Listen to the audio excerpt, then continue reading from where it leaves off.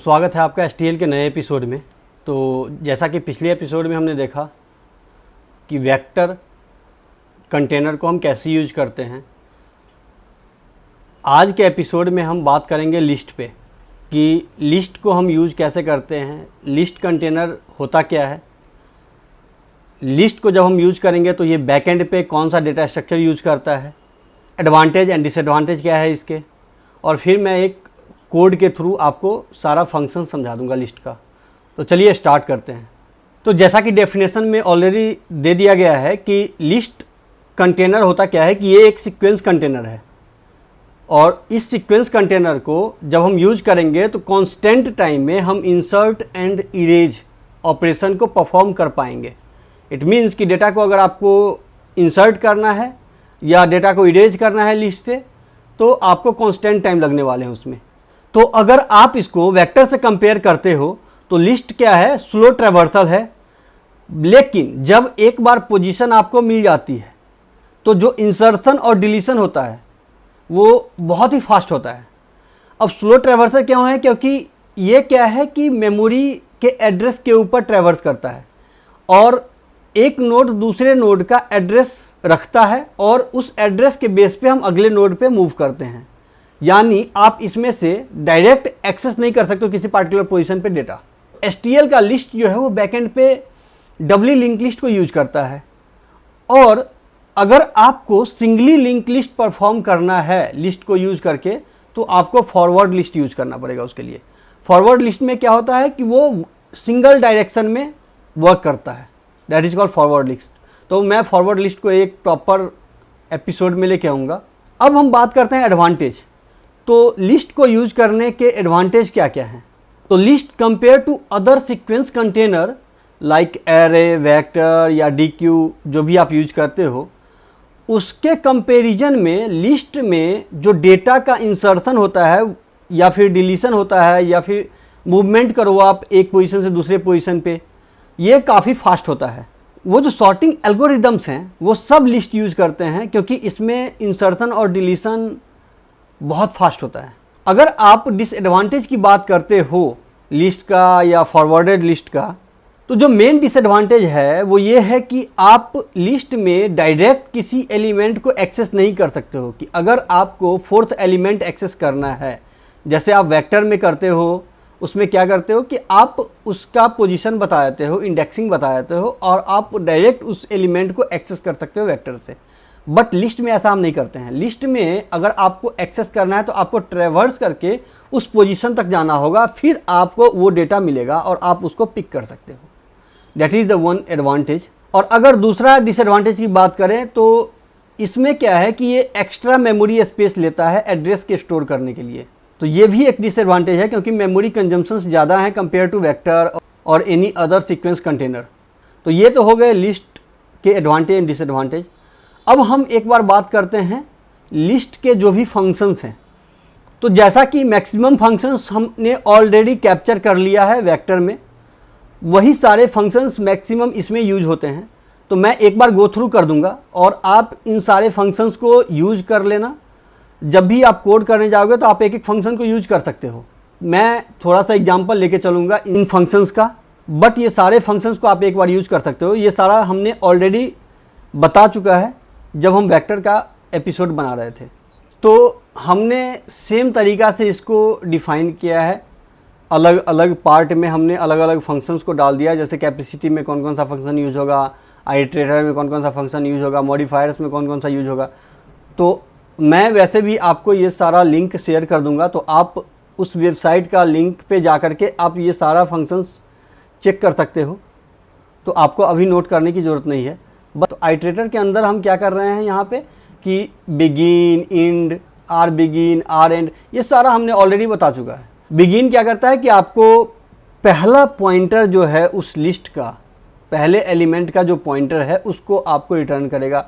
Same and क्या करेगा, आपको लास्ट आइटरेटर को रिटर्न करके देगा।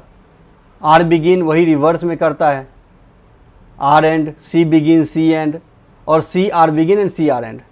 तो ये सारा हमने ऑलरेडी कैप्चर कर लिया है। वो सेम फंक्शंस है जो वेक्टर में यूज होते थे। अगर हम कैपेसिटी की बात करें तो कैपेसिटी में भी इन सारे फंक्शंस को हमने देख लिया है।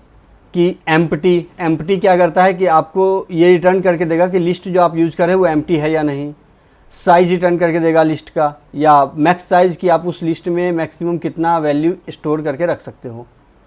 अगर हम एलिमेंट एक्सेस की बात करें तो दो ऑप्शंस हैं इसमें। तो फर्स्ट जो है वो है फ्रंट एंड सेकंड जो है वो है बैक। तो अगर आपको फर्स्ट एलिमेंट को एक्सेस करना है तो आप फ्रंट यूज़ करोगे। जो पहला फंक्शन है वो है असाइन।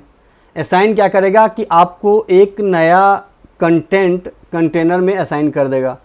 जैसे इम्प्लेस बिगिन, इम्प्लेस एंड हमने वेक्टर में देखा था, वैसे ही इम्प्लेस फ्रंट और इम्प्लेस बैक इसमें होता है लिस्ट में। तो इम्प्लेस फ्रंट क्या करेगा कि ये कंस्ट्रक्ट करेगा लिस्ट को और कंस्ट्रक्ट करके इंसर्ट कर देगा एलिमेंट को बिगिनिंग में।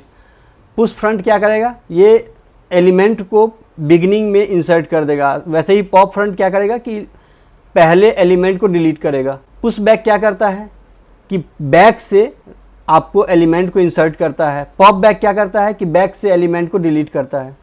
ऑपरेशंस करते हो, जैसे अगर हम स्लाइस की बात करें तो स्लाइस क्या करता है कि ये ट्रांसफ़र करता है एलिमेंट को, लिस्ट टू लिस्ट ट्रांसफ़र कर देगा। एक लिस्ट से दूसरे लिस्ट में एलिमेंट को ट्रांसफ़र करता है। पार्टिकुलर एलिमेंट को रिमूव करेगा लिस्ट से। रिमूव इफ फंक्शन क्या करेगा कि आप एक कंडीशन दोगे और उस कंडीशन के बेस पे अगर वो कंडीशन फुलफिल होता है, वो ट्रू होगा, तभी वो रिमूव करेगा, अदरवाइज रिमूव नहीं करेगा। मर्ज क्या करता है कि आपको लिस्ट को, दो लिस्ट अगर है उसको मर्ज कर देगा सॉर्टेड ऑर्डर में। सॉर्ट क्या करेगा कि आपको लिस्ट को अगर सॉर्ट करना है किसी भी ऑर्डर में तो वो आपको सॉर्ट करके दे देगा। रिवर्स क्या करता है कि आपको लिस्ट को रिवर्स करता है, फ्रंट को बैक में डालेगा, बैक को फ्रंट में डालेगा, ऐसा रिवर्स कर देगा। रिवर्स ऑर्डर में लिस्ट के एलिमेंट को डाल देगा। तो अब हम अगर कोड की बात करें, लिस्ट का जो हमने कोड लिखा है, अगर हम उस कोड की बात करें तो अब हम लिस्ट के कोड की बात करते हैं। तो अगर आप यहाँ देख रहे हो हमने क्या क्या किया है, यहाँ पे हेडर फाइल्स इंक्लूड किए हैं जिसमें आईओ स्ट्रीम है। या तो आप बिट्स एसटीडी यूज़ कर सकते हो, या नहीं तो आप हेड एसटीडी इन एसटीडी आउट के लिए कि फ़ाइल आपको ओपन करना है या नहीं करना है। उसके बाद अगर लाइन नंबर 23 आप देख रहे हो, यहाँ पे हमने एक लिस्ट ले लिया है, लिस्ट 1 और लिस्ट 2। तो अगर आप यहाँ पे लाइन नंबर 24 से लेकर के 28 तक देखोगे तो हम यहाँ पे क्या कर रहे हैं कि आई एक फॉर लूप चला रहे हैं जो 0 से लेकर 10 तक चलेगा, यानी 10-1 तक चलेगा, 9 तक, और लिस्ट में डेटा को इंसर्ट करेगा। तो जो पहले लिस्ट में डेटा आ रहा है उसमें हम यूज़ कर रहे हैं पुश बैक, यानी जो जो एलिमेंट आएगा वो लास्ट में ऐड होता चला जाएगा। जो दूसरे लिस्ट में हम डेटा को डाल रहे हैं वो डाल रहे हैं पुश फ्रंट, यानी जो पहला वैल्यू आएगा वो सबसे लास्ट में जाएगा, जो दूसरा वैल्यू आएगा वो सेकेंड लास्ट में जाएगा। तो पुश फ्रंट हम करते जा रहे हैं। तो यहाँ पे अगर आप आउटपुट देखोगे दोनों लिस्ट का, तो पहला लिस्ट में जो डेटा आ रहा है वो आ रहा है 0 से लेके 18 तक, क्योंकि हम इसमें पुश बैक कर रहे हैं। जो दूसरे लिस्ट में डेटा आ रहा है वो आ रहा है रिवर्स ऑर्डर में 27 से लेके 0 तक। जो 0th एलिमेंट है वो लास्ट में जा रहा है, जो 3 है वो सेकेंड लास्ट गया, और जो 27 जो लास्ट में जाना चाहिए, क्योंकि हम पुश फ्रंट कर रहे हैं तो ये स्टार्टिंग में आकर के डेटा को इंसर्ट करता चला जा रहा है। अगर आप नेक्स्ट फंक्शन देखोगे तो हम क्या कर रहे हैं, यहाँ पे लाइन नंबर 33 अगर आप देखते हो तो 33 में हम क्या कर रहे हैं कि फ्रंट को प्रिंट कर रहे हैं और 34 में हम बैक को प्रिंट कर रहे हैं। तो ये क्या करेगा कि TS जो हमारा लिस्ट 1 है उसके फ्रंट को प्रिंट करेगा और जो लिस्ट 1 है उसके बैक को प्रिंट करेगा। तो आगे अगर आप देख रहे हो लाइन नंबर 36, तो 36 में हम क्या कर रहे हैं कि लिस्ट 1 जो हमारा है उसका पहला डेटा जो है उसको हम पॉप कर रहे हैं। मींस हम क्या फंक्शन यूज़ किए हैं, पॉप फ्रंट यूज़ किए हैं। तो ये क्या करेगा कि पहले एलिमेंट को लिस्ट से रिमूव कर देगा। तो अगर आप इसका आउटपुट देखोगे कि रिमूव करने के बाद जो हम शो कर रहे हैं लिस्ट 1 को, तो ये क्या कर रहा है, आपको 2 से स्टार्ट कर रहा है, 0 को रिमूव कर दिया। ठीक है, अब हम बात करते हैं जो नेक्स्ट लाइन है 39 में हम क्या कर रहे हैं कि पॉप बैक कर रहे हैं लिस्ट 2 से। तो जो हमारा लिस्ट 2 है उस लिस्ट 2 के लास्ट एलिमेंट को ये क्या करेगा, पॉप करेगा। तो लास्ट एलिमेंट हमारा 0 है। तो अगर आप नेक्स्ट जो हम शो कर रहे हैं लिस्ट 2 को अगर वो देखोगे तो यहाँ पर आप देख सकते हो कि ये 3 तक प्रिंट कर रहा है, 0 को इसने रिमूव कर दिया है।